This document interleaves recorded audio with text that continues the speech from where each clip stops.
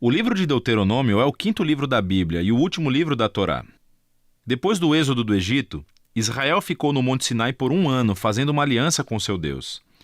E então eles tiveram uma viagem desastrosa através do deserto, e a geração do êxodo se desqualificou para entrar na terra que foi prometida a Abraão. E assim, Deuteronômio começa com Moisés na frente dessa nova geração explicando a Torá. E é a partir daqui que o conceito e a finalidade do livro são revelados. Deuteronômio é uma série de discursos de Moisés, onde ele chama a próxima geração de Israel à fidelidade na aliança com seu Deus. No centro do livro está uma coleção de leis, que são os termos da aliança entre Deus e Israel. Algumas das leis são novas, mas muitas são repetidas, vindas de leis dadas anteriormente no Monte Sinai. E é daí que esse livro recebe o seu nome, da palavra grega Deuteronomion, que significa segunda lei. Agora, cercando essas leis, há 2 seções externas do discurso de Moisés. Cada uma delas é dividida em 2 partes. Vamos nos aprofundar e ver como tudo se encaixa. Então, primeiramente, Moisés resume a história até agora e destaca a rebeldia da geração anterior, em comparação com a constante graça e provisão de Deus no deserto. E Deus trouxe a sua justiça sobre eles, mas não abandonou suas promessas da aliança. Depois disso, surge uma série de sermões muito intensos, onde Moisés chama essa nova geração para ser mais fiel do que seus pais foram à aliança. Ele relembra-os dos 10 mandamentos. E então, a peça central dessa sessão é uma famosa frase chamada o Shema. Moisés disse: "Ouça, Israel, o Senhor, o nosso Deus, é o Senhor único. E você deverá amar o Senhor, o nosso Deus, com todo o seu coração, com toda a sua alma e com toda a sua força." Isso se tornou uma oração diária muito importante no judaísmo e reúne todos os temas do livro. Portanto, a palavra ouça, ou Shema em hebraico, significa muito mais do que apenas ouvir. Seu significado inclui responder aquilo que você ouve. Em português nós diríamos, obedeça. E a palavra amor em hebraico também significa muito mais que apenas uma emoção ou sentimento. É uma decisão de devoção sincera a Deus, que envolve a sua vontade e as suas emoções, sua mente e o seu coração. Para Israel, a sua obediência e devoção a Deus serviria a um propósito muito maior. A obediência às leis fará de Israel um povo único entre as nações, assim como Deus disse no Monte Sinai. Eles se tornarão um reino de sacerdotes. E Moisés agora diz: mas como? Israel tem a chance de seguir as leis para mostrar ao mundo inteiro a sabedoria e a justiça de Deus. A outra ideia-chave no Shema é que Israel foi chamado para obedecer e ser fiel somente ao Senhor, ou, literalmente, em hebraico isso significa que Deus é único. Agora, no contexto, o Senhor é o único Deus a quem Israel deve adorar e obedecer. Israel está prestes a entrar na terra de Canaã, onde as pessoas adoram deuses que representam todos os aspectos diferentes da criação, o sol, o clima ou o sexo e a guerra. E na opinião de Moisés, adorar esses deuses degrada os humanos e destrói as comunidades. Mas adorar o Deus de Israel, que é o Criador e Redentor, levará a vida e bênçãos. E assim, chegamos à grande coleção de leis no meio do livro, que são organizadas por tópicos. A sessão de abertura é sobre a adoração de Israel ao seu Deus. Eles deveriam ter um templo central, onde somente um Deus seria adorado. E também Deus deveria ser adorado através do cuidado de Israel pelos pobres. Assim, por exemplo, todos os israelitas deveriam dar 1/10 da sua renda anual para o templo, mas outro 10º deveria ser reservado a cada 3 anos e dado aos pobres. E esses eram os tipos de leis que colocavam Israel na linha de frente da justiça em comparação com seus vizinhos antigos.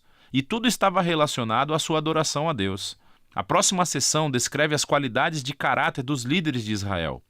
Assim, os presbíteros, os sacerdotes, os reis, todos foram colocados sob a autoridade das leis da aliança. E Deus disse que reforçaria essa autoridade, enviando profetas para supervisionar os líderes.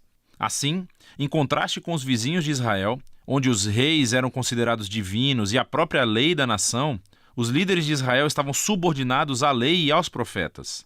Depois disso, há uma grande parte das leis sobre a vida pública de Israel.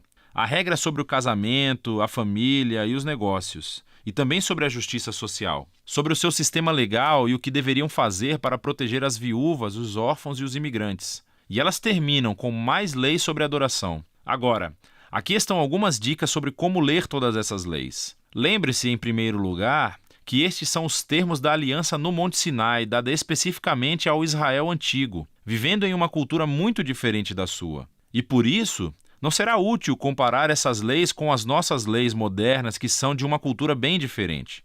Pelo contrário, essas leis foram dadas para separar Israel. Por isso, precisamos comparar essas leis com as leis dos vizinhos de Israel, como a Assíria ou a Babilônia. E quando você faz isso, de repente, as leis que pareciam duras ou estranhas se tornam muito mais claras. Você vê que Deus está empurrando Israel para um nível de justiça mais elevado do que antes. E, finalmente, tente discernir quais princípios centrais de sabedoria ou justiça estão subjacentes a qualquer lei particular, e você descobrirá algumas coisas bem profundas. Aqui está uma tarefa para obter pontos extras. Veja como o apóstolo Paulo faz exatamente isso na primeira carta aos Coríntios, capítulo 9, versículo 9. Ele cita uma lei de Deuteronômio, capítulo 25, versículo 4, que é realmente interessante. Então, de volta a Moisés. Depois de ler todas as leis, ele emite um desafio final para que Israel ouça e ame seu Deus. Primeiro, ele emite um aviso e um ultimato. Se Israel ouvir e obedecer ao seu Deus, tudo dará certo. Muita bênção divina. Mas se eles não escutam e se rebelam, haverá fome, pragas, devastação e, por último, o exílio da terra. E então Moisés toma uma decisão. Ele diz: hoje eu coloco diante de vocês toda a vida ou morte, bênção ou maldição, bondade ou maldade. Portanto, escolham a vida amando ao Senhor seu Deus e escutando o que ele diz. Mas então Moisés diz: sei que depois que eu morrer, vocês vão se rebelar e se afastar de Deus e sofrer o exílio. O que é meio deprimente, mas, novamente, ele já convive com essas pessoas há muito tempo e fica claro que as suas esperanças não são muito altas. Mas nem tudo está perdido, diz Moisés.